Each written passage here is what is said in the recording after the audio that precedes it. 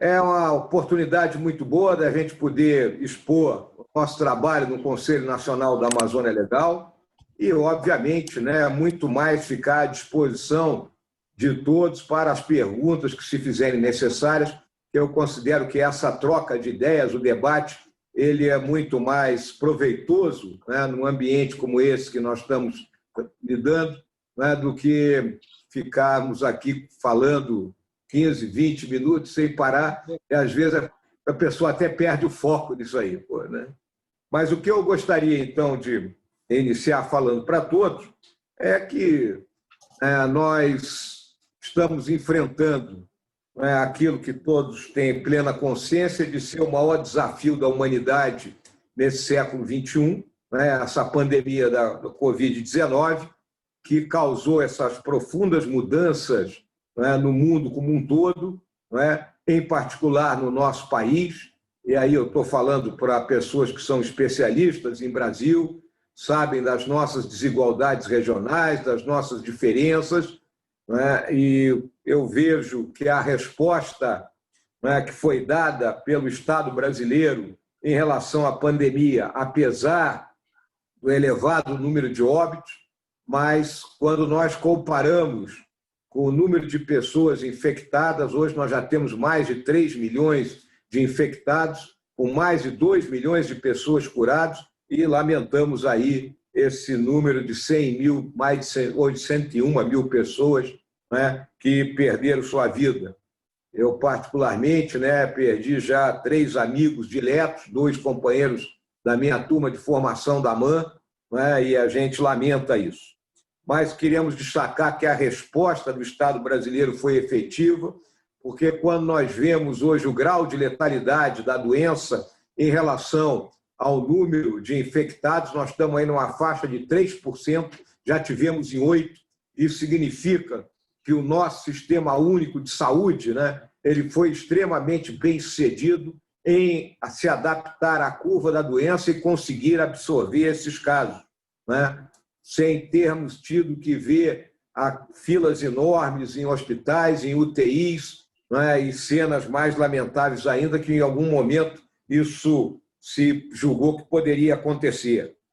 Eu lembro que o governo deu respostas fiscais expressivas à questão da Covid, que foram subsídio para a manutenção do emprego, benefícios assistenciais para famílias de baixa renda e trabalhadores informais, é o caso aí do Corona Voucher, descontos e postergação de impostos, créditos subsidiados para pequenas e microempresas, expansão de programa de seguro-desemprego, acesso a garantias públicas para financiamento privado e financiamento para aquisição de equipamentos hospitalares.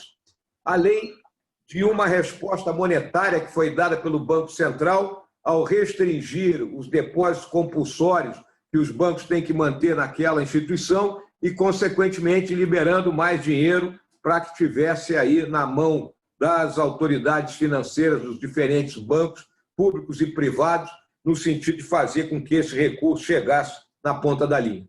Na questão da saúde, se buscou o tempo todo que o sistema de saúde recebesse as necessidades logísticas, seja em pessoal, seja em insumos, seja em equipamentos, seja na habilitação de leitos de UTI, e, como consequência, nós brevemente estaremos entrando aí num momento de baixa, que já se encontra no Norte e Nordeste, onde a pandemia atingiu primeiramente, fruto daquilo que se chama o inverno da região, que foi falado pelo ministro Pazuello e que levou a que muita gente ficasse fazendo piada a respeito, dizendo que não ia mais esquiar em Aspen, mas ia esquiar em Belém. Mas, na realidade, nós que conhecemos o país sabemos que é o momento da umidade maior na Amazônia, com doenças respiratórias, e é o que está acontecendo agora no centro-sul do país e que também, brevemente, nós vamos superar. Então, com esse preâmbulo em relação à questão da pandemia, eu também queria destacar o enfrentamento que o governo veio dando desde o ano passado às 2 questões básicas da nossa economia, a questão do desequilíbrio fiscal e a questão da baixa produtividade, buscando fazer avançar dentro do Congresso brasileiro as necessárias reformas. Tivemos sucesso na aprovação da reforma da Previdência e agora, né, atrasados aí pelo combate à pandemia, iniciamos a discussão da reforma do sistema tributário, né, que afeta especificamente a produtividade aqui no Brasil, o ambiente de negócios, a própria segurança jurídica, pela quantidade de legislação, pelo caos que é o sistema, pela dificuldade em pagar imposto aqui no Brasil, né?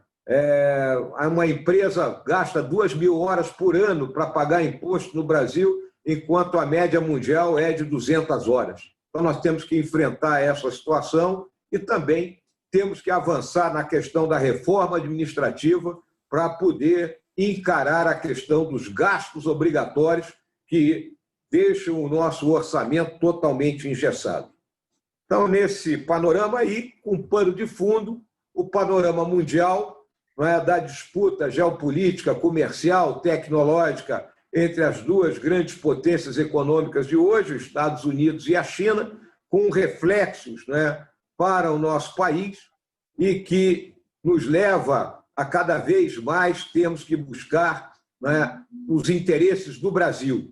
Né? Ou seja, temos um posicionamento pragmático e flexível, olhando os Estados Unidos da América como farol da civilização ocidental, a qual nós pertencemos, e onde estão os pilares, né, que balizam esse nosso mundo ocidental, da democracia, do capitalismo, do Estado de Direito, de uma sociedade civil forte.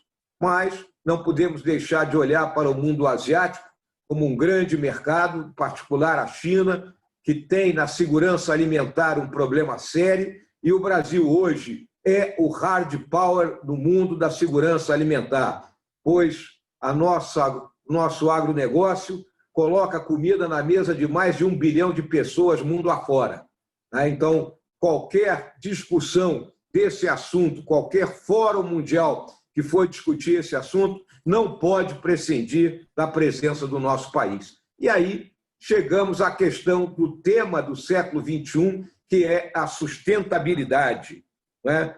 E os objetivos do desenvolvimento sustentável, eles são a prosperidade econômica, a conservação ambiental e a redução das desigualdades sociais. E aí, quando se fala em sustentabilidade, o mundo inteiro olha para a Amazônia. Eu preciso dizer, né, que a Amazônia Legal constitui aí 60% do nosso território, são 5,2 milhões de quilômetros quadrados, do qual 4,2 milhões de quilômetros quadrados constituem o bioma Amazônia, né? A floresta, que não é uma floresta única, existem 22 tipos de florestas diferentes dentro da Amazônia, fora parte dela que já é uma vegetação típica de cerrado, né?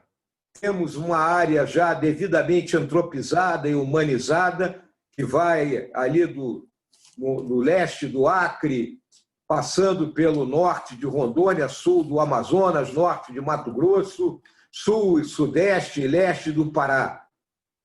E temos as áreas inteiramente preservadas, né, da Amazônia Central, aquela região entre o Xingu e o Madeira, e da Amazônia Ocidental, que vai do Rio Madeira até as nossas fronteiras com Peru, Colômbia e Venezuela. Lembro que temos 2,2 milhões de quilômetros quadrados de área preservada, é mais da metade da floresta amazônica de área preservada, ou seja, ou é terra indígena ou é a unidade de conservação ambiental. Agora, desde 2012, temos enfrentado o avanço das ilegalidades, do desmatamento ilegal, da queimada, né, e que teve, né, índices extremamente negativos no ano passado. Então, nós reconhecemos isso plenamente e temos que dar o combate para essa questão. E esse combate não passa única e exclusivamente pela repressão, né? Uma série de outras medidas têm que ser tomadas no sentido de que aqueles 25 milhões de brasileiros que lá residem tenham acesso a emprego, a renda, que possam sobreviver sem necessitar de uma exploração predatória da floresta. E também, no presente momento, acrescente-se a isso a questão da mineração ilegal, não só garimpo de ouro, mas de outras riquezas que existem na Amazônia. O ouro, esse ano, com um atrativo operacional muito grande, porque, fruto aí da pandemia, o preço do ouro aumentou tremendamente no mercado internacional e ele, então, se torna um ativo extremamente importante. Com base nessas questões todas, o presidente Bolsonaro, na primeira reunião do Conselho de Governo, que ocorreu no final de janeiro desse ano, decidiu recriar o Conselho Nacional da Amazônia Legal. Recriar porque o Conselho havia sido criado em 95, no governo do presidente Fernando Henrique, mas nunca foi devidamente instalado, né, e permaneceu no limbo ao longo desses 25 anos. Né. Atribuiu a mim a tarefa de presidir o Conselho com a grande missão de coordenar e controlar as políticas públicas de 15 diferentes ministérios e com 3 vetores básicos: de proteger, preservar e desenvolver a Amazônia Legal. Com isso, o Conselho se estruturou em 4 comissões, né? Uma comissão de proteção, né, capitaneada pelo Ministério da Defesa, uma comissão de preservação, capitaneada pelo Ministério do Meio Ambiente, uma comissão de desenvolvimento, capitaneada pelo Ministério da Economia. Além disso, existe uma comissão integradora, que é capitaneada pela própria vice-presidência da República e, como o próprio nome está dizendo, se destina a fazer a integração de todos os trabalhos dessas comissões. Ainda temos uma subcomissão de relações institucionais, né, que é capitaneada pela Secretaria-Geral da Presidência, uma subcomissão de relações internacionais capitaneada pelo Ministério de Relações Exteriores, uma subcomissão de saúde e cidadania capitaneada pelo Ministério da Saúde e uma subcomissão de integração de sistemas, também a cargo aqui da vice-presidência, que trabalha na melhoria dos nossos sistemas de monitoramento e apoio à decisão. Viemos desenvolvendo um planejamento estratégico para médio e longo prazo, mas, ao mesmo tempo, desde a primeira reunião, que foi realizada no dia 20 de março, colocamos tarefas prioritárias. E essas tarefas se estruturaram em cima de desencadear operações que combatessem efetivamente, né, a questão do desmatamento ilegal. E, para isso, tivemos que nos valer de decreto de garantia da lei e da ordem para que as Forças Armadas pudessem propiciar apoio logístico e de segurança aos órgãos de fiscalização ambiental que estão com sua capacidade operacional reduzida pela perda de pessoal e pela redução dos seus orçamentos. Também partimos para a renovação do Fundo Amazônia, reabrindo o diálogo com os grandes doadores, que são a Alemanha e a Noruega. Nós temos hoje em torno de 2,8 bilhões de reais parado no BNDES, recurso que pode ser utilizado em prol de atividades de proteção, preservação e principalmente desenvolvimento, seja por meio do governo federal, dos governos estaduais ou de organizações do terceiro setor. Né? Também resolvemos fortalecer a organização do Tratado de Cooperação Amazônica, que estava parada no tempo. Ano passado houve uma iniciativa do governo da Colômbia, o chamado Pacto de Letícia, mas nós temos já o OTCA, então é mais do que necessário que se fortaleça o OTCA. Também avançar na questão da regularização fundiária, né? Trabalhando dentro do Congresso para a aprovação do PL 2633, que trata do assunto, que inicialmente foi por meio da MP 910, que ficou aí muito mal entendida e conhecida como a tal da MP da grilagem. Foi discutido o assunto dentro do Congresso, hoje está lá o PL 2633, que permite a regularização fundiária de propriedades na Amazônia de até meia dúzia módulos fiscais. Nós temos hoje em torno de 500 mil famílias que residem na Amazônia que não têm título de terra. Né? São mais de 120 mil propriedades rurais sem titulação. Então, isso é um problema sério, porque essas famílias não têm acesso ao financiamento rural, não têm acesso à assistência técnica e, por consequência, terminam por derrubar a floresta, porque a produtividade é baixa, então ficam abrindo caminhos para aumentar a área de pastagem, quando a área já existente é mais do que suficiente para que, dentro de um trabalho de assistência técnica, se produza no mesmo nível do centro-sul do país. Para que as senhoras e os senhores saibam, né, a produção de gado por hectare no centro-sul do país é em torno de 7 cabeças de gado, na Amazônia é menos de 1. Né? Então, é uma produtividade baixíssima e que nós temos que trabalhar nisso aí. Né? E também, né, a recuperação da capacidade operacional dos órgãos de fiscalização ambiental, assunto que está sendo planejado, de modo que nós tenhamos condições de manter operações de comando e controle, intensificando a repressão aos ilícitos, né, até o final deste mandato do presidente Bolsonaro e deixando de ter que utilizar as Forças Armadas a todo momento para uma tarefa que não é precipuamente dela. Temos também estabelecido diálogo com os governadores dos 9 estados amazônicos. Eu visitei pessoalmente cada um dos estados antes da primeira reunião do Conselho para ouvir as opiniões e as visões dos governadores e suas equipes e, posteriormente, já realizei 3 reuniões por videoconferência, né, 2 para apresentar resultado das reuniões do Conselho e uma para, né, solicitar que eles participassem das operações de GLO, aderissem ao GLO por meio de suas secretarias de meio ambiente, seus organismos de fiscalização, de suas polícias militares e civil, né, para que nossos trabalhos tivessem mais sinergia. Né? E, nesse sentido, temos adquirido, né, uma grande capacidade. Também estabeleceu-se diálogo com as entidades da sociedade civil, com grupos ambientalistas, com empresas. Né? As senhoras e os senhores sabem que hoje as grandes empresas, os grandes fundos de investimento estão, né, profundamente enraizados nessa questão da sustentabilidade. A agenda, que é traduzida pela sigla ESG, voltada a ações do meio ambiente, da questão social e de governança, ela está como prioridade para essas grandes empresas e os grandes fundos de investimento. Né? Os nossos bancos privados também abriram diálogo com a gente.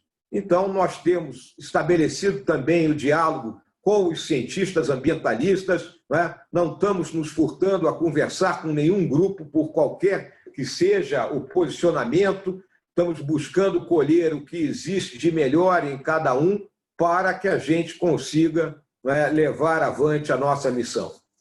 Dessa missão toda, o que eu considero mais desafiador não é pura e simplesmente a questão da repressão, é a questão da regularização fundiária. Fazemos avançar isso, estamos com um projeto de dividir os municípios, né, da mesma forma que hoje alguns governos estaduais dividem os seus municípios em relação à Covid. Então, municípios verdes são aqueles que menos desmatam e onde se iniciaria o processo de regularização fundiária, municípios amarelos numa escala intermediária e os municípios vermelhos, né, que são aqueles que estão incluídos aí no rol dos grandes desmatadores. Então, nós temos hoje, para que as senhoras e senhores tenham uma ideia, nessa área vermelha, em torno de 45 municípios, com 40% deles do Pará, e somando mais Mato Grosso e Rondônia, chegamos a 80% dos problemas de grandes desmatamentos, né, na nossa área da Amazônia. Então, também avançarmos na questão da bioeconomia, que se fala muito, se diz hoje pelos dados da OCDE que a bioeconomia movimenta hoje em torno de 22 trilhões de euros no mundo, né? Perdão, 2 trilhões de euros no mundo, e emprega 22 milhões de pessoas, e que até 2030 terá uma fatia de 3% do PIB mundial. O Brasil, com a biodiversidade amazônica, tem que se inserir isso, e aí são as áreas de fármacos, né, de fitoterápicos, né, dos produtos específicos da floresta e que nós temos que atrair, né, as empresas do Centro-Sul para que juntem a esse esforço no sentido de produzir dentro da Amazônia. E a questão da bioeconomia, ela está em cima de um tripé, e esse tripé temos que ter uma infraestrutura logística sustentável de rios navegáveis, ou seja, com os nossos rios devidamente balizados, os canais de navegação demarcados, os companheiros aí da Marinha do Brasil que trabalham incessantemente lá na Amazônia brasileira sabem disso muito bem, que é uma das dificuldades que nós temos. Portos, naquelas pequenas localidades da Amazônia, portos que permitam o escoamento da produção, aeroportos, e óbvio que algumas rodovias funcionando perfeitamente, porque temos parcela da Amazônia não integrada e algumas ferrovias que fazem parte da nossa visão de futuro, como a Ferrogrão, que será fundamental para escoar de forma muito mais sustentável a produção do centro-oeste do Brasil para os portos ali de Santarém, e outros portos do Pará, e com isso ganhar o mercado mundial, aí, seja na Europa, seja na Ásia ou mesmo no Oriente Médio. E óbvio que tudo isso precisa de investimento. Então, o tripé da bioeconomia passa exatamente pela infraestrutura logística, com o mapeamento das cadeias de valor, a questão dos portos, a questão do financiamento, e a questão dos produtos que serão devidamente explorados. Então, esses são os trabalhos que o Conselho tem se dedicado no presente momento. É um trabalho incessante, é um trabalho de coordenação e controle, não é simples, são 15 diferentes ministérios e nós temos, dentro daquela linguagem militar, buscado selecionar à frente, porque não conseguimos atacar todos os problemas que afligem a Amazônia com os recursos disponíveis, e daí, então, essas ações prioritárias hoje, particularmente em cima, combate ao desmatamento e à queimada ilegal, regularização fundiária, recuperação da capacidade operacional dos órgãos de fiscalização, integração com o trabalho dos estados e melhoria dos nossos sistemas de monitoramento e apoio à decisão. Então, era isso que eu gostaria de abordar inicialmente e, a partir de agora, me coloco à disposição de todos para aquilo que eu considero que é mais importante, as perguntas e indagações que passam aí, e que gostariam de saber. Muito obrigado, general. Eu não sei se eu falei isso no início, com certeza eu acho que eu não falei. Esse é um grupo que tem a sua base na Marinha Brasileira, né? É um grupo que tem 14 membros, os quais hoje metade são militares da reserva e outra metade são civis. E eu queria só, com a sua permissão, dar os pêsames a um dos membros do grupo, que é o almirante Guilherme Abreu, que perdeu o seu pai, o senhor Manuel de Abreu. Recebo os pêsames em nome do grupo. Vou passar a palavra para o primeiro pessoa a perguntar, que é o comandante Raposo, que é da Escola Superior de Guerra. Raposo. Boa noite, vice-presidente Hamilton Mourão. Coube a mim o prestígio de dirigir inicialmente ao senhor a palavra, o que, para mim e para o grupo, são privilégios mais do que justos.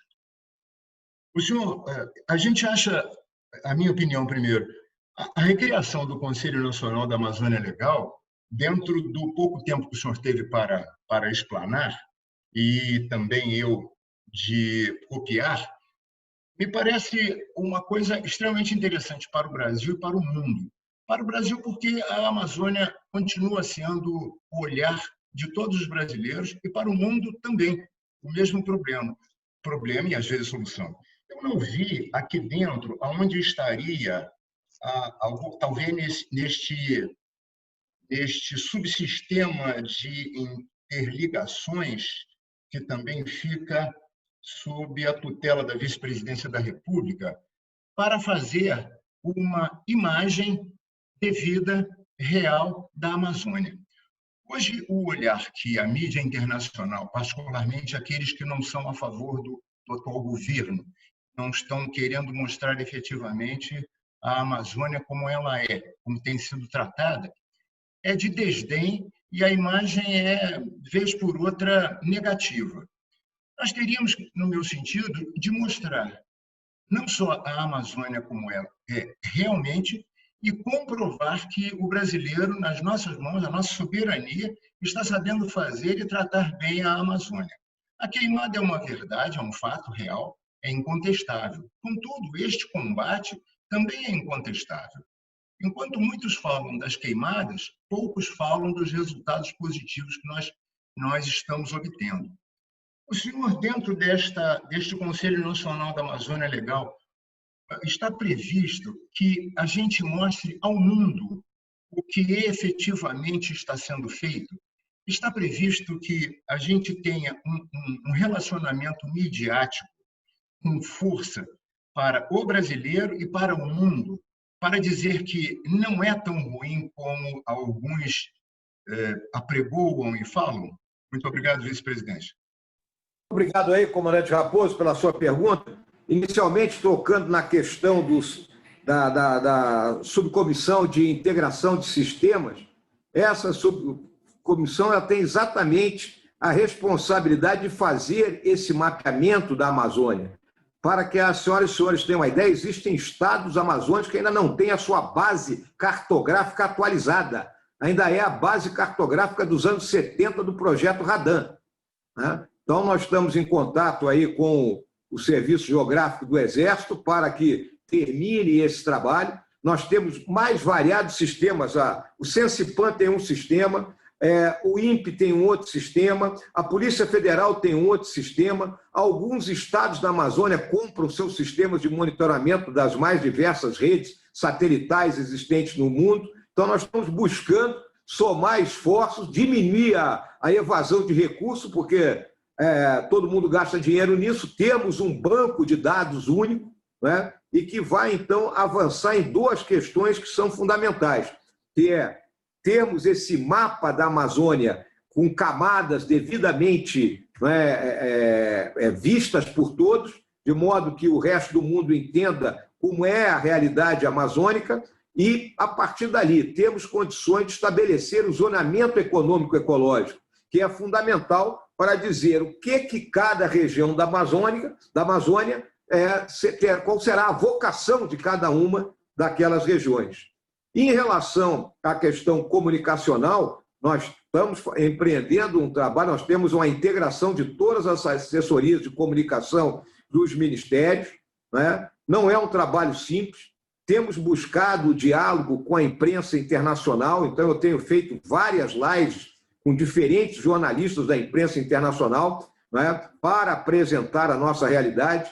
A própria sexta-feira, a semana passada, teve aqui o nosso amigo Paulo, né, com uma proposta excelente para a gente também levar para fora do país uma visão sobre a Amazônia, né? Então, nós estamos trabalhando aí junto também de empresas privadas, né, porque não adianta ficarmos só nessa comunicação chapa branca, né? Existe muita oposição em torno da gente, né? A própria imprensa nacional ela olha sempre pelo lado negativo e nunca pelo lado positivo daquilo que está sendo feito, mas é uma tarefa que nós nos colocamos desde o começo como prioritária também, até me penitencio por não ter deixado claro isso, que é o domínio da narrativa, né? Nós temos o domínio da narrativa do que acontece na Amazônia, para os próprios brasileiros também, porque grande parte da população brasileira que habita o Centro-Sul desconhece a realidade amazônica, desconhece a falta de integração existente, desconhece os enormes vazios demográficos que lá existem, né? Desconhece o que são as nossas fronteiras da Amazônia, né? Então, todo esse trabalho nós estamos buscando fazer, tem sido um trabalho incessante. Agora mesmo nós vamos lançar uma campanha contra as queimadas, uma campanha que vai atingir também, né, a comunidade internacional, mostrando tudo aquilo que está sendo feito aqui. Tá bem, comandante? Muito obrigado. General, eu quero dizer que eu não falei para ele fazer essa pergunta, não, tá? Não foi combinado, não. A próxima a perguntar é a senadora Ana Amélia. Senadora, por favor. Boa tarde, General Mourão. É uma alegria tê-lo conosco. Essa aula, o senhor foi um militar brilhante e nesses 19 meses de administração política, o senhor está se saindo um político tão brilhante quanto um militar. Eu queria saber do senhor o que é mais desafiador, a carreira militar ou a ação política que o senhor está tendo hoje com reconhecimento nacional e internacional, e se essa experiência que o senhor está tendo no campo político, agora o senhor deu uma aula sobre o Brasil, uma linguagem política, não uma linguagem política, se isso não vai representar para o senhor nessa carreira mais adiante outros desafios, como por exemplo, e aí não quero vislumbrar, gostaria muito de ser um governador do nosso Rio Grande do Sul. Essa é a pergunta para o senhor, mais de caráter pessoal, porque tenho acompanhado. E a outra pergunta, aqui no nosso grupo, o ex-ministro Luiz Fernando Furlan, que está aqui acompanhando a sua palestra, fez uma proposta inteligente sobre a questão de por que se designou Amazônia Legal. E ao chamar Amazônia Legal, você chama atenção a um problema juntando, por exemplo, o Mato Grosso como se fosse Amazônia. Mato Grosso já não tem a Amazônia Legal. E essa designação atrapalha muito a compreensão do que significa a produção agropecuária, que o senhor definiu muito bem. Então, são essas questões, meu caro General Hamilton Mourão. Bom, senadora Ana Amélia, muito obrigado aí pela pergunta, né? Vamos começar pela mais simples, que é a questão da Amazônia Legal. Tá bom. Virando político, hein? Já vi. Essa denominação, né, ela foi colocada em termos de incentivos para a região. Então, realmente, em todos os fóruns que eu vou, eu procuro mostrar a diferença entre a Amazônia Legal e o bioma Amazônia. Porque ali na Amazônia Legal a senhora inclui o oeste do Maranhão, né? Então o Maranhão é aquele estado que é o estado que vale tudo, né? Ele é Nordeste e é Amazônia, né? E a parte de Amazônia é muito pequena ali, né? Que me desculpe meu amigo governador Flávio Dino, mas ele sabe disso, né? Tocantins também, em termos de selva amazônica ali não tem praticamente nada, né? E o Mato Grosso fica restrito muito ao norte do Mato Grosso, dentro do bioma, mas muito pouca coisa, né? Então, realmente, ele causa uma dificuldade, essa questão da Amazônia Legal. Agora, é uma terminologia que ficou, né? Assim como tem a Pan-Amazônia, né? Que abrange os nossos países vizinhos. Então, quando eu tive aquela reunião com os fundos de investimento internacionais, eu mostrei um mapa para eles, exatamente para diferenciar essas denominações e mostrar onde está efetivamente a questão da floresta, né?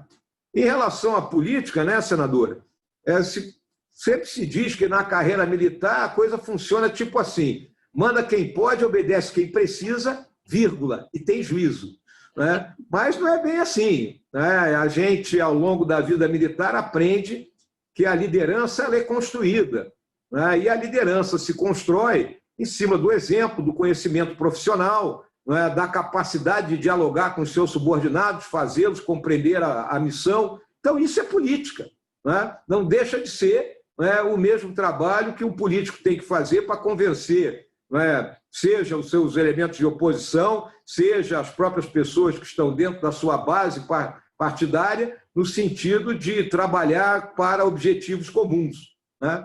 Então, dessa forma é que eu vim procurando me comportar ao longo desse período, buscando auxiliar o presidente Bolsonaro nessa tarefa de ligação com determinados segmentos da sociedade, levando aquilo que são as nossas propostas, esclarecendo as nossas visões, né? E em relação ao nosso estado natal, o Rio Grande do Sul, de vez em quando me aparecem essas ideias, né? A gente não pode dizer que dessa água nunca beberá. Por enquanto, eu estou concentrado em cumprir essa minha missão como vice-presidente da República. Quando chegar mais à frente, a gente vê o que vai fazer. Obrigado aí, senador. Obrigada. Senadora, não sei se a senhora conhece a cidade de Ijuí, no Rio Grande do Sul. Conhece? Conheço bem. Ajudei o curso de medicina agora para essa cidade de Juí. Então, só para... E o general Mourão fez muito sucesso lá. É isso que eu queria citar, que ele comandou a 2ª Brigada de... Desculpa, ele comandou o 2º Grupo de Artilharia de Campanha em Juí. Meu avô morou lá. E meu pai também. Tudo bem. A próxima pergunta, general, vai para o Fábio Barbosa. Fábio Barbosa é um executivo importante no Brasil. Ele foi presidente da ABN, foi presidente do Santander, foi presidente da Abril. Ele faz parte ele é membro do conselho do CLP, muito ligado às questões ambientais. Fábio, por favor. Obrigado, Paulo. Bom, vice-presidente, prazer em falar contigo. Uma aula de Brasil, realmente muita coisa importante, e só confirma aquilo que ia ser a minha primeira colocação, que o Carlos Raposo fez, de que a gente perdeu a narrativa, né? Eu lido muito com investimentos internacionais, e a sensação que eu tenho hoje é que as pessoas já entenderam que tudo que acontece no Brasil é na Amazônia. Eu faço até a brincadeira, vice-presidente, que eles acham que o café, a cana, tudo é produzido na Amazônia, né? Tem uma ignorância muito grande, então eu queria só reforçar esse primeiro ponto. O segundo ponto que eu queria falar é que, embora a narrativa não esteja boa, também temos problemas, e eles vão ficar aguçados agora nessa época de seca, que deve acontecer em julho, agosto, setembro, que é uma época de queimada. As medidas que o senhor elencou aqui serão suficientes para que a gente passe uma mensagem de alguma redução, algum controle, alguma atuação? Caso contrário, acho que a gente vai continuar perdendo fluxo de investimento no curto prazo e vai se consolidando uma imagem de pouco caso. Então, o senhor está otimista com relação a mostrar algum resultado positivo que possa, enfim, interessar o mercado internacional? Obrigado aí pelo questionamento, Fábio. É exatamente essa a minha angústia, né?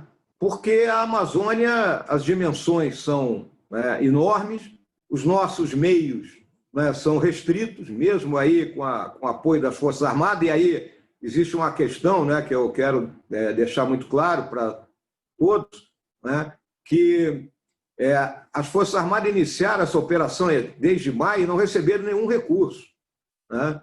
Eu estou aqui numa pressão junto ao Congresso e o senador Alcolumbre me prometeu que amanhã ele vota o projeto de lei, né, que vai dar o recurso extraordinário, que são 410 milhões, para que a gente possa prosseguir nessa operação até o final de novembro, né? Então, eu espero que amanhã o Congresso aprove e aí nós consigamos, né, efetivamente intensificar os trabalhos.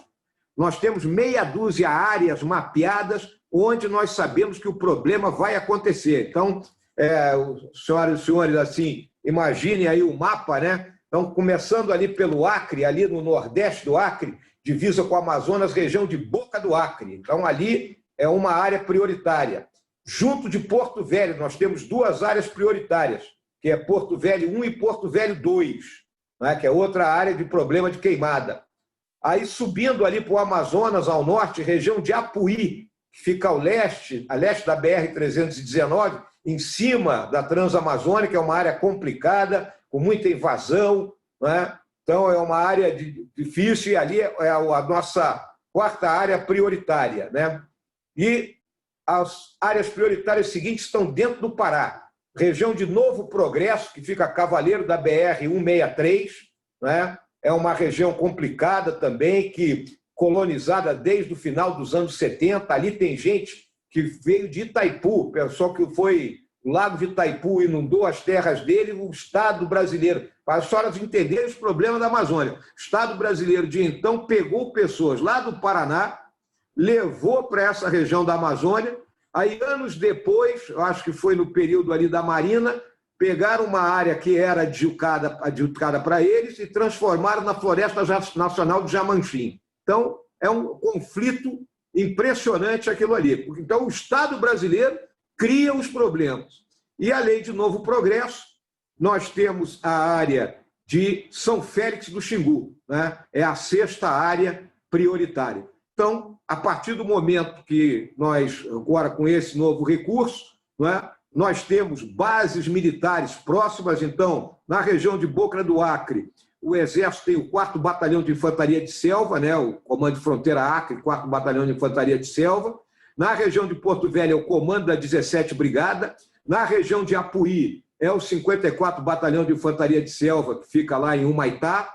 Na região de Novo Progresso, né, é o 53 Batalhão de Infantaria de Selva, que fica em Itaituba, né, e na região de São Félix do Xingu, nós temos tanto tropa de Marabá, do comando da 23 Brigada de Infantaria de Selva, como do Batalhão de Altamira. Então, a partir dessas bases, não é, com meios aéreos, fluviais, não é, nós estaremos operando no sentido de buscar e impedir que a queimada ilegal prospere. Então, essa é a visão, Fábio. Está bem montado. Boa sorte. Precisamos.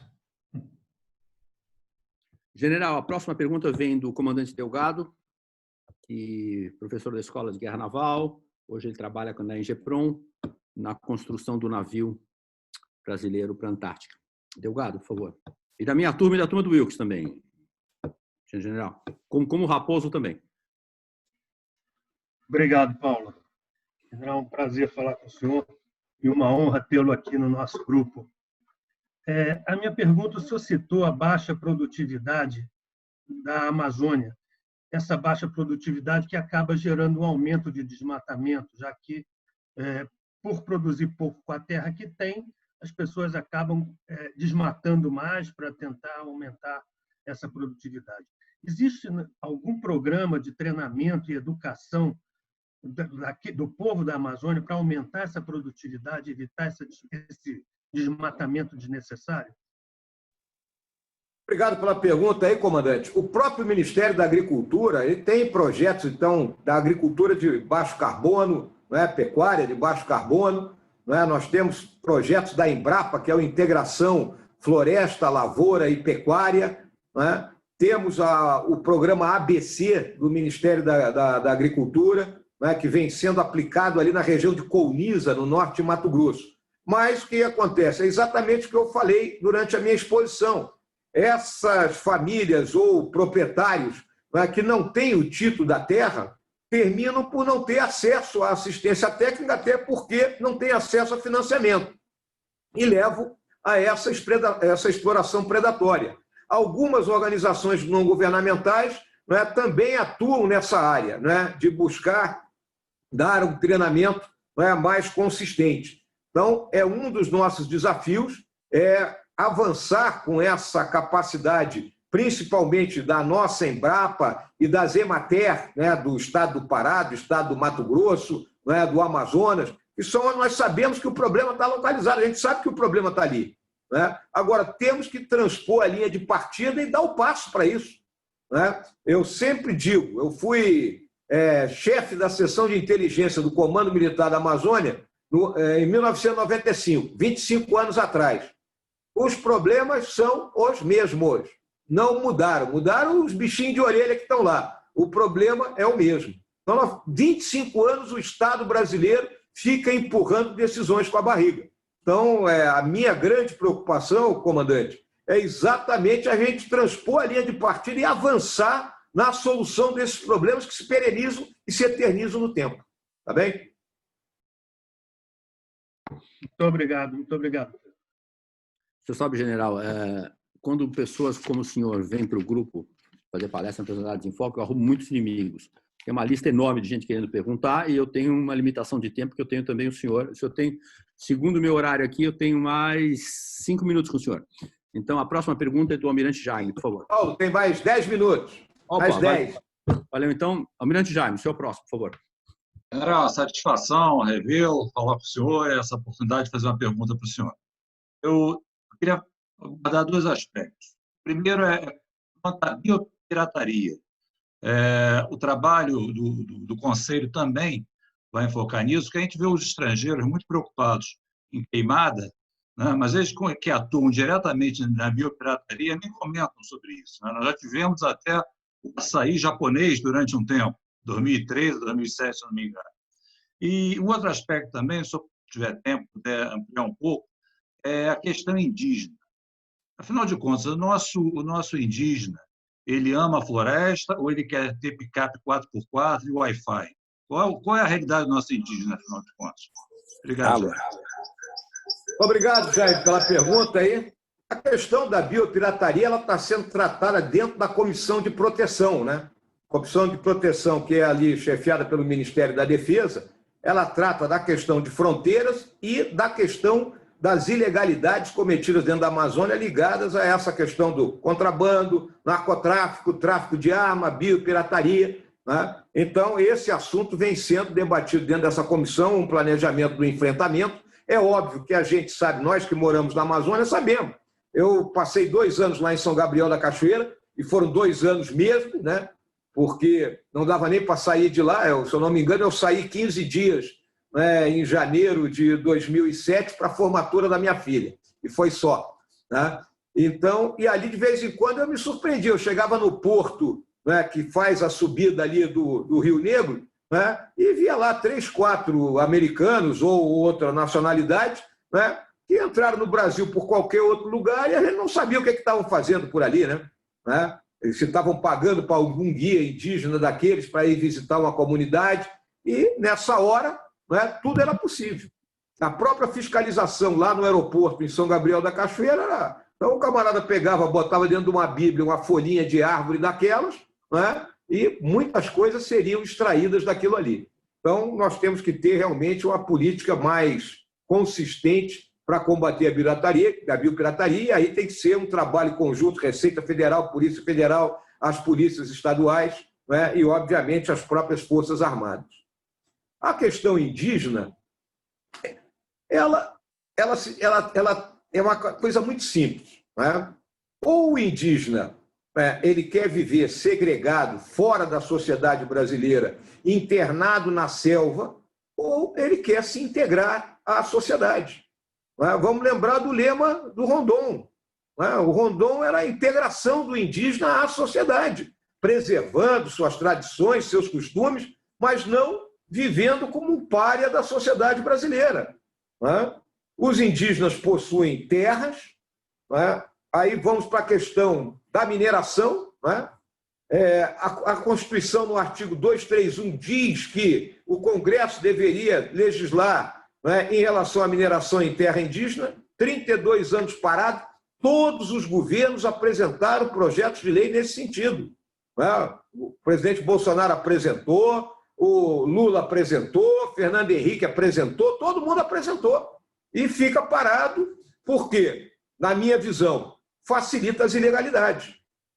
Porque no momento que for autorizada uma lavra em terra indígena, dentro dos padrões ambientais que uma lavra tem que ter, o indígena vai ganhar dinheiro, o Estado vai recolher imposto e o meio ambiente não será degradado.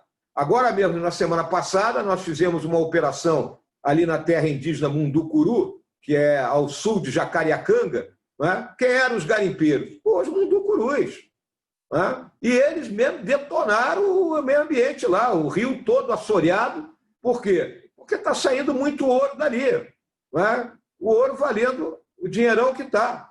E aí vieram aqui a Brasília, gravaram vídeo dizendo que eles querem explorar o ouro, que eles são garimpeiros, e são os indígenas donos da terra.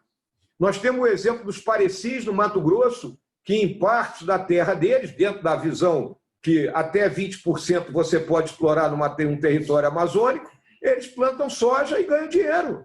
Então, a comunidade tem parabólica, tem internet, tem escola decente. Em compensação, você chega lá em São Gabriel da Cachoeira e vai encontrar o indígena dependendo do apoio da ONG ou do Bolsa Família. E aí, graças ao alcoolismo, fica sem ter uma renda própria, sem ter um meio de sobreviver. O jovem indígena, ele quer vir para a cidade, às vezes termina se perdendo na cidade, parte aproveitada dentro das Forças Armadas. Então, a questão indígena tem que deixar de ser vista com aquele olhar idílico do bom selvagem. Não, o índio ele quer ter direito a uma vida.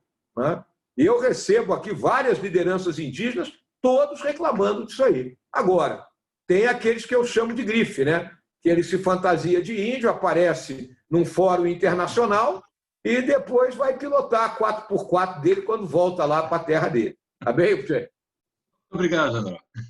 General, última pergunta do Felipe Dávila. Ele é o fundador do CLP, cientista político. Felipe, por favor.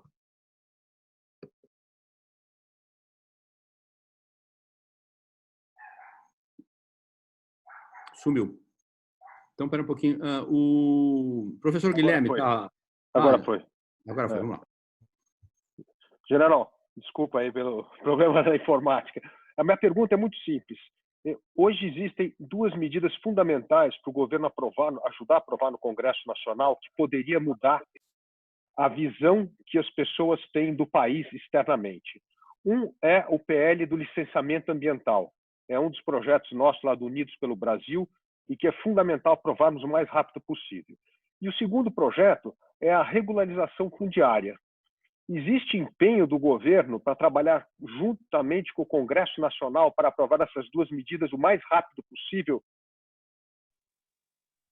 Obrigado aí, Felipe, pela pergunta, né? Começando pela parte que está mais afeta, digamos assim, a Amazônia, que é a questão da regularização fundiária. Eu e a ministra Tereza Cristina temos feito uma verdadeira cruzada, né, em cima do PL 2633. Eu tenho trabalhado constantemente com o pessoal da Frente Parlamentar da Agricultura, que é óbvio que eles queriam, né, o que previa na MP 910, que era até 15 modos fiscais, mas, como eu disse, o ótimo é inimigo do bom. É melhor a gente ter um bom do que não ter nada, né? Então, se nós regularizarmos até meia dúzia modos fiscais, a gente regulariza 90% das propriedades da Amazônia por sensoriamento remoto, ficando 10%. 10% em número de propriedades, mas não em extensão de terra. Esse 10% chega a praticamente 50% da terra, né? Mas facilitaria o trabalho do INCRA. Então, temos conversado com o presidente da Câmara, o deputado Rodrigo Maia, né, e estamos aguardando que o projeto avance. E, óbvio, a questão do licenciamento ambiental, porque se olha muito a questão da Amazônia, mas as questões ambientais no Brasil não estão afetas só à Amazônia, né? Eu considero que o pior problema ambiental que existe no Brasil é a questão da falta de saneamento nas nossas cidades.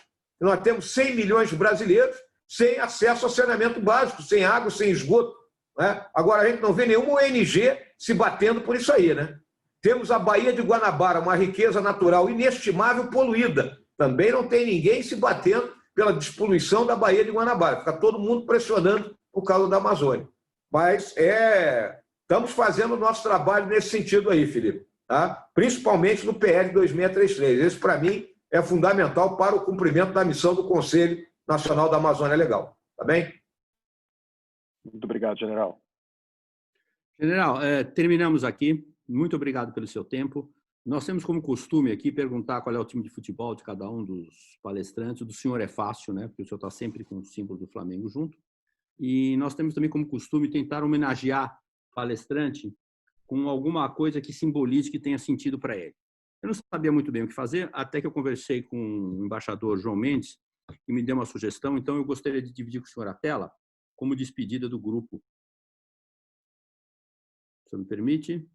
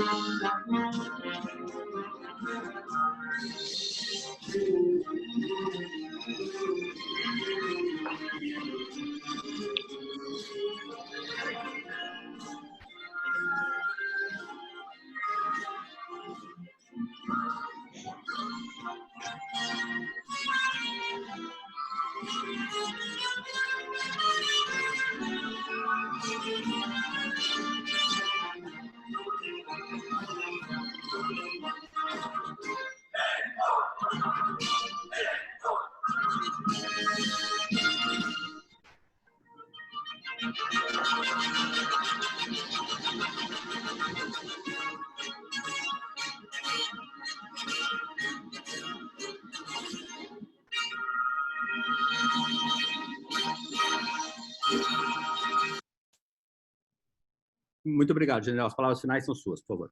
Obrigado, Paulo, aí, por essa homenagem, né? Eu tenho certeza que o Ari Barroso jamais imaginou que o hino do Flamengo seria tocado por uma orquestra sinfônica. E para os torcedores de outros times aí, o Flamengo está vendendo um centroavante, que é o Felipe Luiz, viu? Está sendo vendido aí, quem precisar de centroavante pode levar o Felipe Luiz.